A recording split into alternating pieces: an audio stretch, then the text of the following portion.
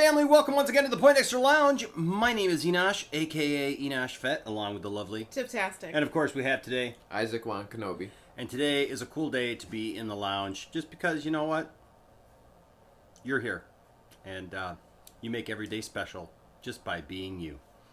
But hey, if this is your first time to the lounge, just know this. The Poindexter Lounge is a place for nerds. It's a place where you and me and my crew can get together and talk about all the things we love, like TV shows, movies, games, sci-fi, fantasy, superheroes, comic books, toys, and so much more. And if those things are things that you dig, that you're into, that you spend your life and your money pursuing, then please hit that subscribe button, because you're going to want to be here. You're going to want to be a part of this growing community. We got a great community here of people, and we would love to have you on board. We do a lot of fun stuff on here. You can look at our repertoire of videos, if you will. We've got a Poindexter Council where we talk about all kinds of great subjects and things, and just do all kinds of fun videos. So hey, do that today. Join today, because you know, you'll put it off and then you'll forget, and you don't want to forget. You want to be part of the subscribers, all right? We're almost 10,000 subscribers, and we would love to have you in on the ground floor. Now, that being said, it's been a while since we've done one of these couch videos. Yes. Right? We've been doing all kinds of other videos. But we've already watched part one of Jarkan's DeepFake of Tom Welling in Man of Steel.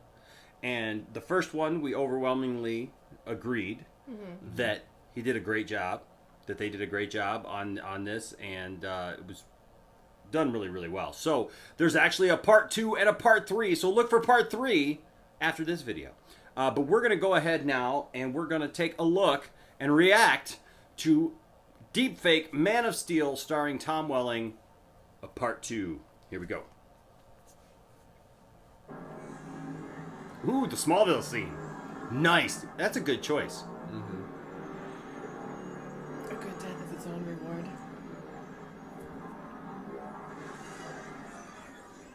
Oh, that's cool. It's so Tom Welling. Oh, I know.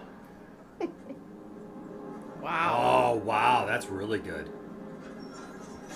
Look at that. Oh, man. Oh, why couldn't we have got him in the suit?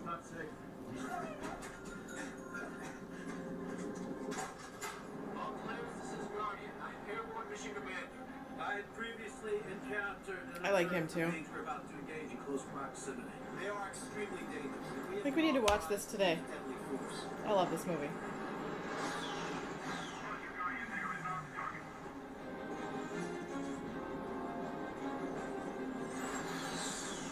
Good stuff.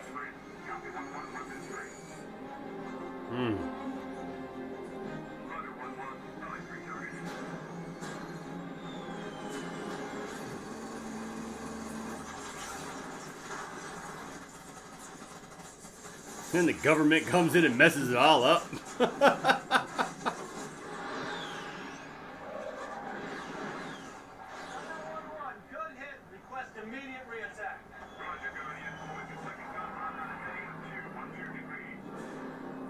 Jarkan! You're killing us! Maybe to be continued means that we get to see Lex from Smallville? Okay. I don't know, but man. So that's part 2, and that was really good. All the close-ups of Tom Welling are done very well. Yeah. They don't look like the Scorpion, you know, The Rock, where it looks like a video game versus a real person's face. Yeah, no, it's done really, really well. You know, this technology has really started to expand. And, you know, some people are saying, you know, like, they're kind of scared of this technology because, you know, we don't like you, we'll replace you. Well, you know, because you could put someone's face on something, and, you know, like, what happens if you put the president's face on something, and, you know, and have the president saying stuff that they didn't say or whatever, or somebody important. But for now, we can just enjoy it on Tom Welling. And so on like the same Henry concept Cavill. of the de-aging technology, where it's like you can change. Yeah, you can change the thing. It's an amazing thing. And so this is what this should be used for, right? Yes. Is entertainment, is fun stuff like this. You know, these things that we would always want to see that we can't see, and it always amazes me because I've seen some other ones of these things. You know, like Princess Leia from Rogue One, and various things where like. You have to ask yourself sometimes, like, if people are able to do this good of a job and they're not a major studio, why is it that major studios Can't do a good job like that. can't do this kind of stuff? You know? I mean, really. Leia and Tarkin in Rogue One looked... Tarkin looked all right until you got, like, right up in his face. Yeah. And then It's he kind of because he looked started rubbery. talking and it was right here. If you would have did this or saw the reflection in the window, something would have been better than what it was. And Leia at the end, there was just, you could tell that there was Blurred just and- something yeah. off. It just wasn't quite right. But yet, you see this stuff, and it's like spot on. Which, I mean, okay, like Justice League right now, we're getting ready to get the Snyder Cut, and you look at the beginning of Justice League and the whole mustache gate His and everything. lip looks like he got punched in the face and it like got a fat lip.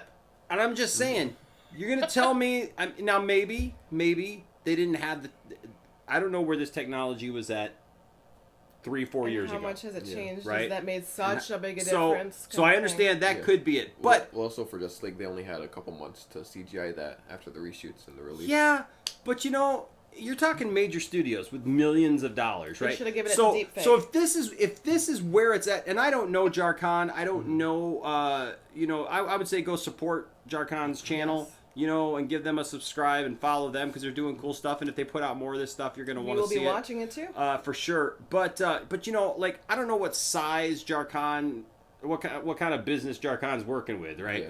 But my guess is it's not going to be on the scale of like a Warner Brothers, you know. So my thought is if the technology is good enough that the common man, right, that the common person can go ahead and make something like this. It seems to be like 4 years ago, the big studio with millions of dollars would have had at least something of this technology where all that stuff just looks kind of thrown together. But this looks great. Tiffany, part 2. I thought it was awesome. I wanted more. In the fact that he Smallville. said to be continued, I was like, no. I mean, a minute, you know, is not enough, but it's still better than nothing. And it just you're taking some of the favorite scenes from Man of Steel when he's walking down. He's like, "Get in, it's not safe," and it's just the facial expressions. I'm like, that's so Tom Welling. It's so they got his mannerisms with the body of Henry Cavill. It's like it's really super cool. I'm digging it. Yeah. How about you, Isaac? This one was also really good. And I pretty much only know why how deepfakes are made now because of the Corridor crew. Mm-hmm. And you can tell with this part compared to the last part that they used more like current footage and pictures of Tom Welling because you can see at the beginning he had all that facial hair. Yeah. Like the little stubble. Yeah. Because he even had stubble when we met him. Yeah, but it still looked really good. Yeah.